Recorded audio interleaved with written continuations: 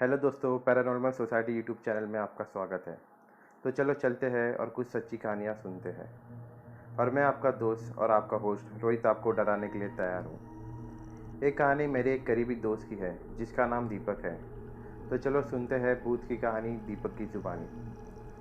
मेरा नाम दीपक है। ये एक सच्ची कहानी है जो कि मेरे साथ घटी मेरी दादी के घर पे। दादाजी के गुजर जाने के बाद दादी अकेली रहती थी। हमारे काफ़ी बार कहने पर भी दादी ने अकेला रहना चाहा। उनका कहना था कि ये उनके पति के मेहनत का बनाया हुआ घर है, मैं इसे नहीं छोड़ सकती। मेरी दादी एक संस्था के लिए कार्य किया करती थी। उस संस्था के जरिए उन्हें तीर्थ यात्रा जाने का मौका मिला।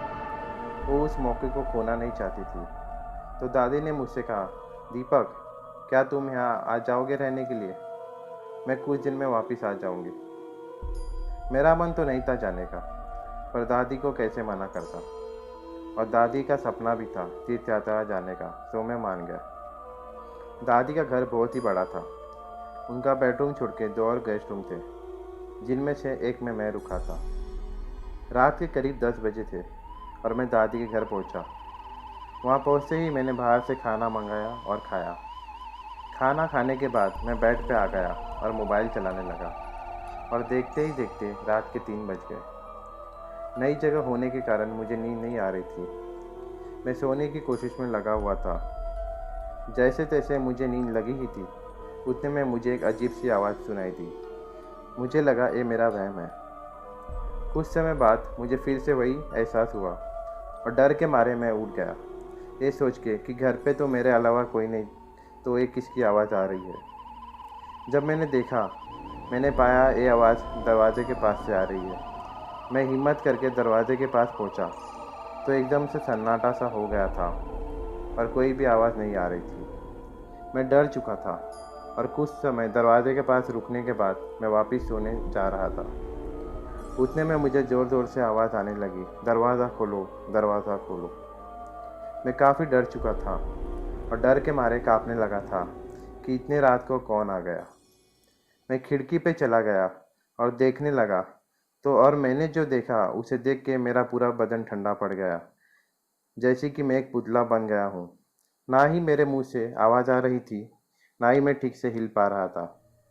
मैंने देखा एक बूढ़ी औरत दरवाजे पे खड़ी थी, सफ़ेद साड़ी पहने हुए। और ताज्जुब की बात तो ये है कि वो मुझे ही घूरे जा रही थी, जैसे कि उन्हें पता था मैं यहाँ से उन्हें देख रहा हूँ।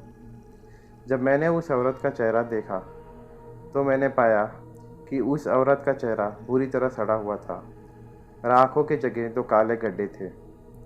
मैं इतना तो समझ गया था ये कोई आम इंसान नहीं है और मैं पीछे हट गया। कुछ समय बाद खिड़की और दरवाजे पे ज़ोर ज़ोर से ठोकने की आवाज़ें आने लगी और वो बुढ़ी चिल्लाने लगी, दरवाज़ा खोलो, दरवाज़ा खोलो। मैं काफ़ी डर चुका था। मैंने डर के मारे दरवाज़ा तो नहीं खोला। फिर से कुछ समय बाद ज़ोर से आवाज़ आने लगी, दरवाज़ा खोलो वरना मैं तुझे मार दूंगी, दरवाज़ा खोल वरना मैं तुझे मार दूंगी। मैं बहुत घबरा गया था और डर के मारे रोने लगा और भगवान का नाम लेने लगा। दादी के घर में एक हनुमान जी का मंदिर था। मैं वहाँ भाग गया और रोते रोते भगवान के सामने हनुमान चालीसा पढ़ने लगा। जैसे तैसे सुबह हुई और वो काली रात गुजर ही गई। मैंने हिम्मत करके खिड़की से बाहर देखा तो कोई नहीं था। मैं डर डर के दरवाज़ा खोला तो देखा कि दरवाजे पे किसी के नाखून के निशान थे। मैं वहाँ से निकल गया और अपने घर आ गया। और आने के बाद मुझे बहुत ज़ोर का बुखार आ गया। मैं कुछ दिन दवा भी लिया, पर उसका कोई असर न हुआ।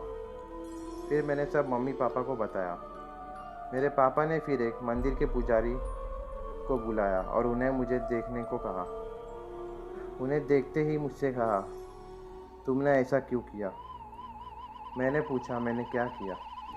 तो उन्होंने कहा, तुमने एक कलश को अपने पैर से क्यों मारा और मारते मारते अपने दादी के घर के यहाँ ले आए। मैं एकदम ताज्जुब हो गया और हैरान हो गया और सोचने लगा कि ये बात तो मैंने किसी को कहा ही नहीं, तो इन्हें कैसा पता चल गया। फिर पंडित जी ने कहा, किसी ने वो कलश पे काला जादू किया था और तुमने मस्ती में वो कलश पे लात मार के गाली दिया, इसीलिए वो आत्मा तुम्हारे पीछे पड़ी थी तुम्हें मारने के लिए। तुम उस रात अगर गलती से भी दरवाज़ा खोलते तो बुरी आत्मा तुम्हें मार डालती। ये सब सुन के मैं डर के मारे रोने लगा और चिल्लाने लगा, बचाओ मुझे, बचाओ मुझे। फिर पंडित जी की मदद से हमने 2 हवन करवाए, एक हमारे यहाँ और एक दादी के यहाँ, और हल्के-हल्के कुछ दिनों बाद मैं ठीक हो गया। तो कहानी यही समाप्त होती है दोस्तों। अगर आपको कहानी पसंद आई हो तो सब्सक्राइब करना ना भूलें और बाजू में दिए बेल आइकन को प्रेस करना ना भूलें। लाइक करके एनकरेज कीजिए ताकि हम ऐसी ही सच्ची कहानियाँ लेके आते रहें। डिस्क्रिप्शन में दिए गए इंस्टाग्राम पेज को फॉलो करें हमें आने वाले पोस्ट के लिए।